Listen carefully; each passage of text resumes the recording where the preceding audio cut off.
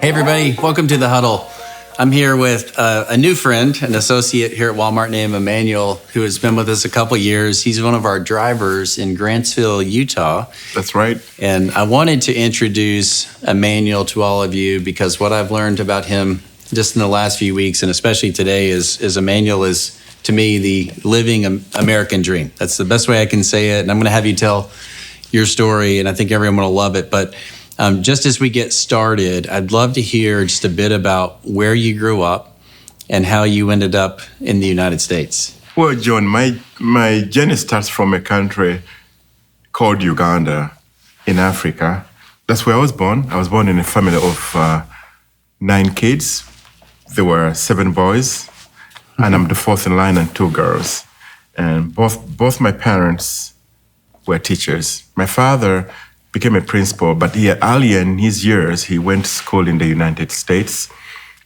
He came on an international exchange program. So he went to school. When he went back to Africa, because of the good education, he was able to become a principal of a school. So, and that's how we met Mom.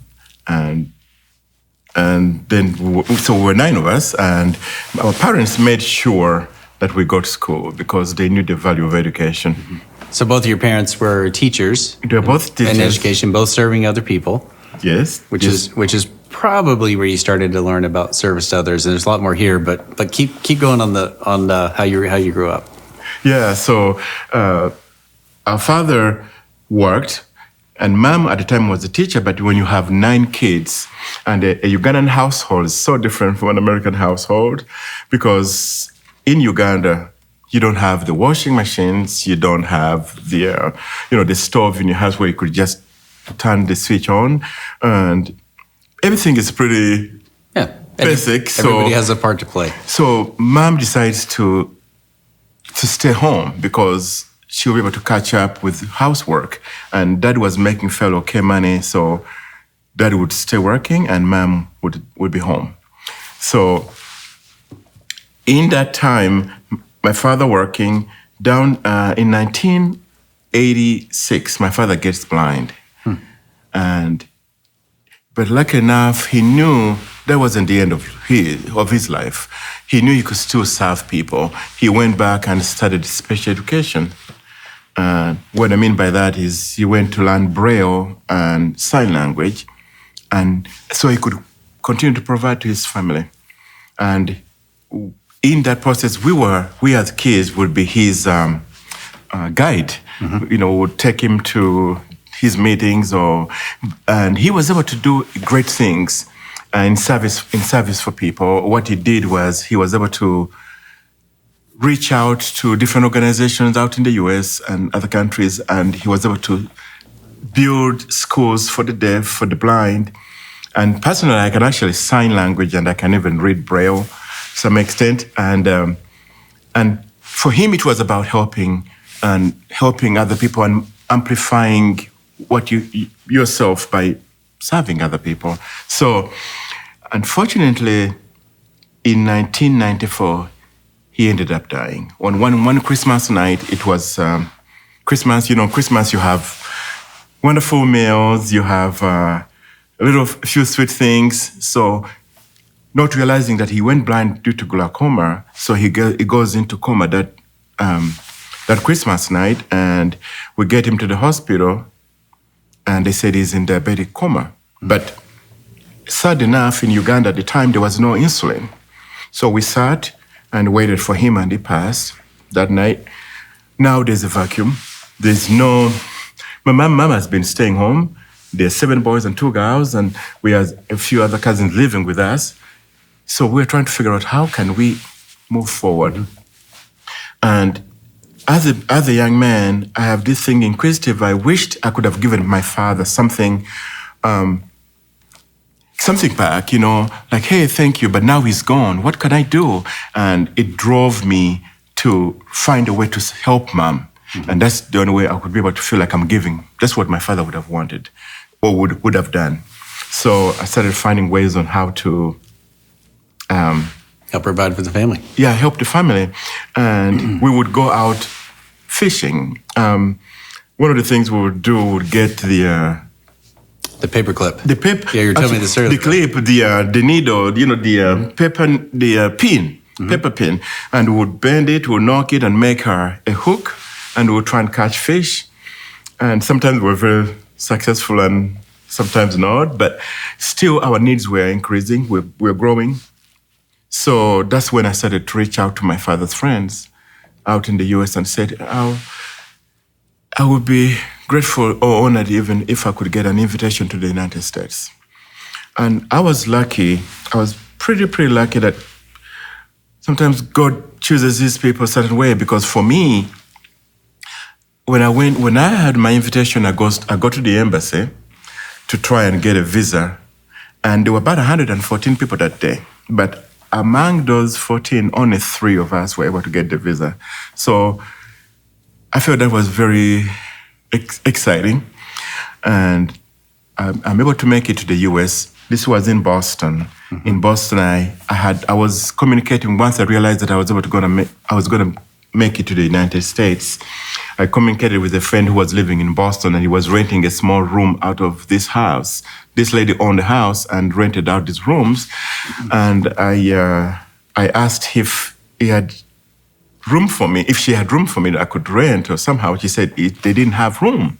So, but I was able to meet with the lady and talk to her and see if I could at least rent some place. And there was a laundry room.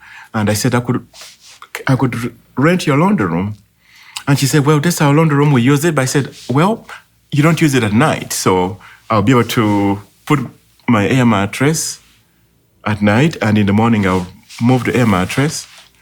So at least I won't be in the way. And she realized that she wasn't, she was really a wonderful lady. She was able to let me do that. So, and how old were you at that time? At that time, I'm about 23. 23. So 23, you've been working with your family. Your parents were working. Dad was working. Dad passed away. Daddy passed, yeah. And so you go to get a visa and move over to Boston, where you move into someone's laundry room to help provide for the family. That's true. That's correct. Extraordinary. That's correct. And so I found a place where I could put my head, and I'm now looking for work. My first job was landscaping.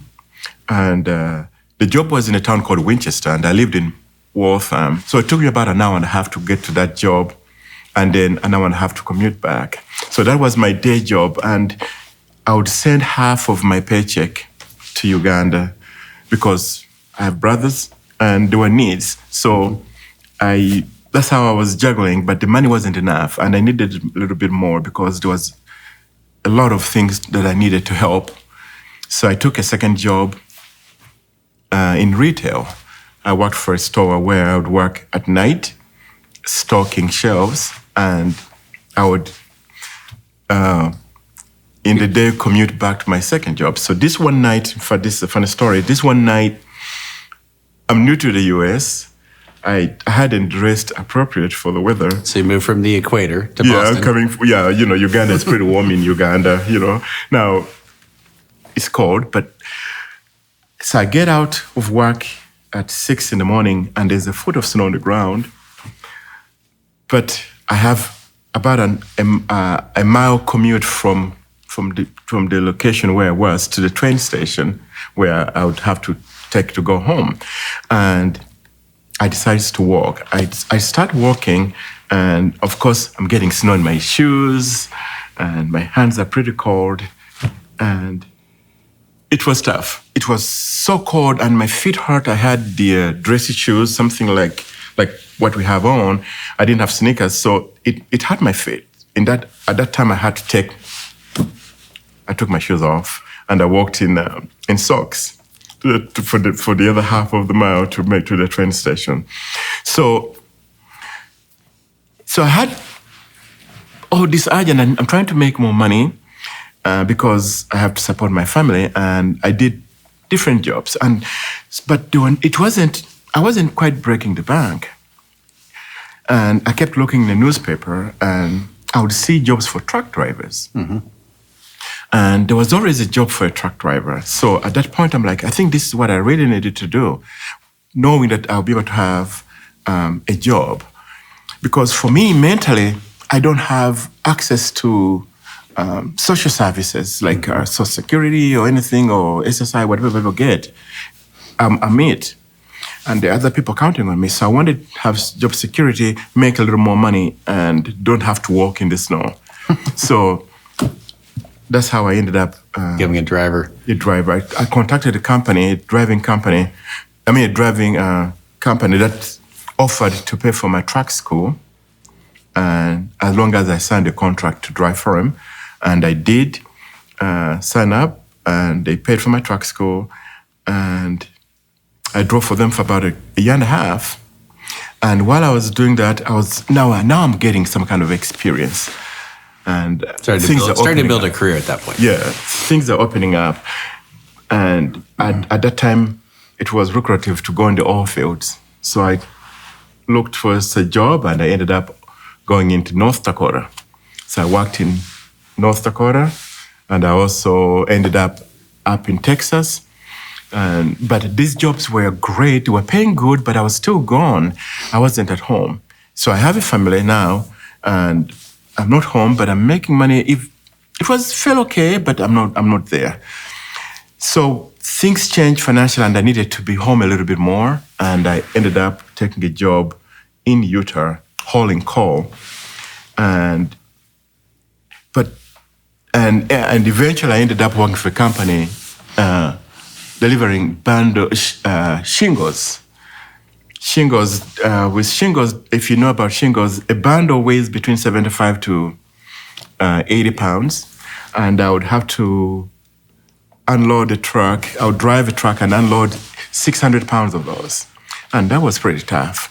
So I started trying to find ways on how I could do better, and when I searched, Walmart came up in my sights, and I started reading a little bit more, and long story short, I applied, and here I am. A couple years later in the Walmart shirt. That's correct. That's great. So it's been a couple years since you've been with Walmart. Yes. And 2 years and 5 months to be exact. 2 years, 5 months. And something recent in your life that's pretty remarkable is you just bought your first home. Yes. Walmart has actually changed my life. So over the years, in 10 years, I'm doing these jobs, but I'm not quite breaking because I have family in Africa that I'm helping. So at home, married, and I had four kids from marriage, and I have a daughter in Massachusetts. By the way, my daughter is doing really great. She's really good in studies. That she was always on the honor roll. And she did a standard testing for the state of Massachusetts, and she became our best student in the whole state and won a scholarship to go to New York.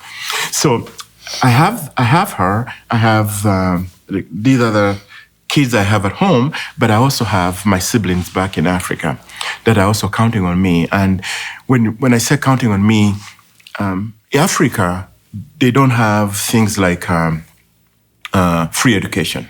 You pay, you go to school. You don't pay, you don't go to school. So I had to pay that. And then they don't have things that will help supplement.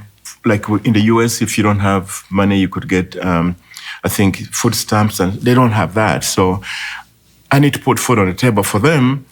And for example, we had a neighbor at home in Africa that lost her husband to an accident. And she was asking me the last time I was visiting if I knew of anybody who would sponsor, and I didn't know any people. So I said, I'll take on her kids. So I keep her kids in school because I figured it's important for you to go to school because then you're in the future able to take care of yourself. So apart from those, going through school in Africa, I made friends and other people that only knew me. And so I'll have 15 people immediate, but I also have another 30 people, another 15 people. So about 30 people that I regularly support. Then I also have my family in the US. So I had to things are really stretched thin. Yeah. Right. And that's how I was always trying to find ways. And once I came to Walmart, it changed my life because I'm able to make a very good living, and I'm actually able to be home. Be home more. I'm home. Right. Every week I'm home. And there's some companies that I did before that would get me home, but it was never fixed. But now I have a fixed schedule. I go home, and I'm doing it seated in the truck and making a lot of money. I've improved my credit. I came in here, I was in the lower 500, to be exact about, in fact, one of them was like 530, I had a 540, but in 2 years, since I've joined Walmart, I built my credit to 720, 730, and I was able to buy my first home. And I could tell you at home, our diet has improved. Our diet has improved, and even the people back home, they're doing better. They're doing better, and I'm able to extend.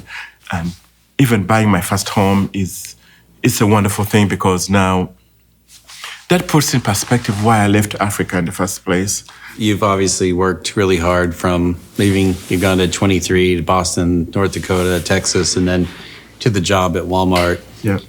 Buying your home, improving credit. Right. You're just a remarkable story and an amazing inspiration. And just one last thing before we close. Everything I've learned about you since we've met is you love being in service to other people. And I'm sure some of that started with your mom and dad, who were teachers and worked on behalf of others. But tell us about, what motivates you to continue to give more and more. And I hear in your voice you do it. I see your face light up when you talk about it. What motivates you to keep doing that? I think for me, it didn't happen overnight, but I took that first step, and I pretty much watching my parents and what my father did.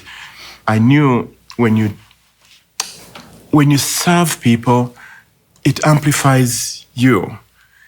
It makes you do something for someone that in the end, they are able to help other people. So for me, service is everything for me.